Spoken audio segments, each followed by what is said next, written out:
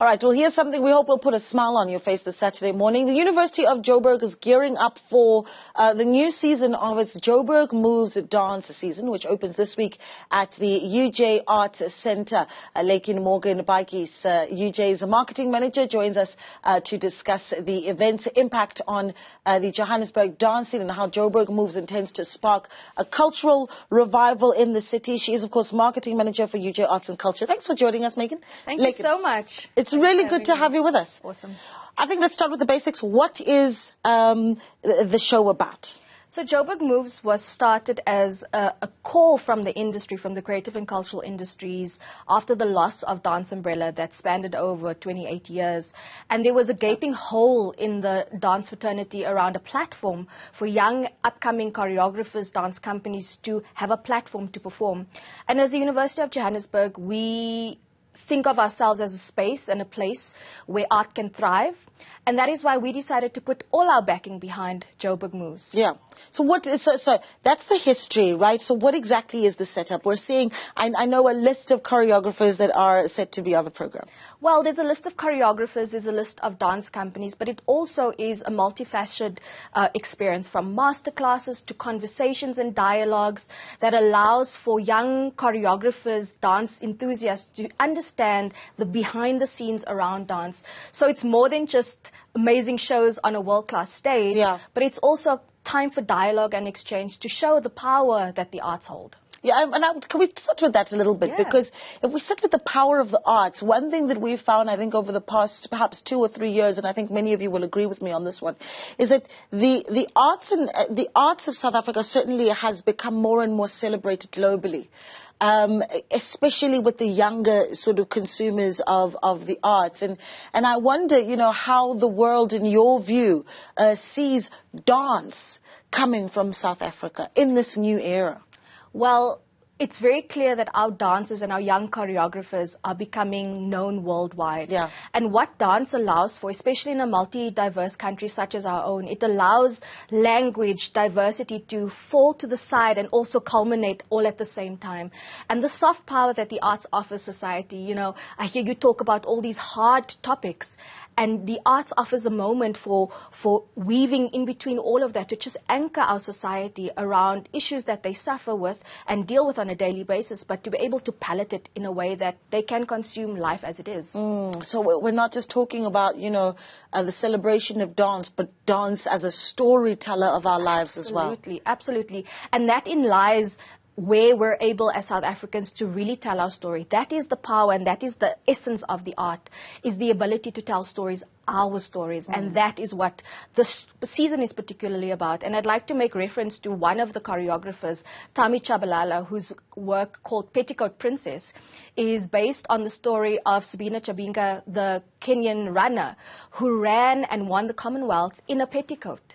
And it speaks of such resilience. It speaks of the queer body being able to be whoever it wants to be. But most importantly, this undertone of absolute resilience, and that any South African can relate to. Yeah, talk to us about other choreographers that you're looking forward to seeing. Absolutely. I mean, we've got Utambo by Moving Into Dance, which is, Moving Into Dance is an institute in South Africa in the contemporary dance field. They've got a Baobab by Sylvia Glasser, who is the mama of Moving Into Dance, and this is her swan song. And to be able to kind of link in the future and the past in such an awesome way is what Moving Into Dance brings to the table. We've got Joburg Ballet, the beautiful Joburg Ballet, who brings the Moonlight Waltz, Ukukanya, to the stage and allows for the European style of ballet to be inculcated into an African interpretation of the Moonlight Waltz. Yeah. And yes, it's just Smangalisa Ngwenya brings us Evelyn, which is a lovely conversation between him and his mother, who has passed on. And we, as South Africans, struggle to deal with grief. And Smanga puts this beautiful interaction on stage of mourning, of grief, but expression of motherhood, which we all kind of connect with. Let me ask you this. I mean, I'm so excited now, and I can't wait to come and see the shows myself. And we'll obviously talk about how people come and see some of them. But I love this title, Ukukanya Wenyanga, a Moonlight Waltz. It's choreographed by Craig Pedro from Joburg Ballet. I think that's something, definitely a piece I'm looking forward to seeing. Talk to me about this. Do you feel that South African choreographers, particularly in the dance and dance practitioners in the sector, are appreciated locally as they are globally? Well, that is a very hard question, because the answer is no. Yeah. We are not celebrating, we are not acknowledging, we are not giving our dancers, choreographers the space to explore, to experiment, and we need to show solidarity for them. We need to come and see new work in order to let the fraternity, let the expression grow and strengthen. And that's really, for me, why I've been putting so much backing behind Joburg Moves, is because we've lost our audiences. Yeah. We've lost our audiences. They don't know where. Joburg has forgotten how much it loves dance. And for me, as an audience development specialist, I am bringing 50,000 UJ students and giving them access to experiencing dance, because for us at UJ Arts and Culture, making sure that our students have access to the experience, make sure that when they leave our campus, they are whole people stepping into society. So more than just supporting the fraternity, my role and passion is to really build audiences for dance and for theatre and dance in South Africa. And it's a sort of experience that you really can't explain to someone, right? Once you're there and you're in the theatre and you're watching the show and you're sitting on the edge of your seat and, you know, the show takes your breath away, you have to experience it. Talk to us about how accessible Joburg Moves then is to the rest of us. Again, getting 50,000 students to come and experience dance becomes an easy kind of moment. But more than that, accessibility is a real thing for us in South Africa. Tickets are only 80 Rand for students, 120 Rand for the general public, and becomes, you know, a burger and chips kind of transaction. Yes. And for us, that was kind of paramount. But more than that, our campuses allow for anyone to access the space. And that's what we kind of bring to the table. Okay, give us dates, times, and where we go as well to see who's performing when. Absolutely. So the program runs from the 23rd of April to the 26th of April, just in time for Freedom Day. Yes. To allow everyone to celebrate Freedom Day as an important landmark. We're at the UJ Arts Centre, which is on the Auckland Park campus, very accessible through public transport.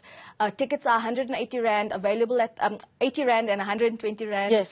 And is available at the door and on Plankton. Okay, great stuff. All the best. Thank you and so thank much. you so much for doing this incredible work. I will certainly be buying a ticket, and I hope to see some of you guys there as well. Thank you so much to Larkin Morgan-Baatjies, who is marketing manager for UJ Arts and Culture, who speaks to us about Joburg Moves, which brings the dance season kicking off on the 23rd of April. That's at the UJ Arts and Culture Centre up until the 26th. Make sure you join us, and we're able to celebrate South Africa's talent. All right.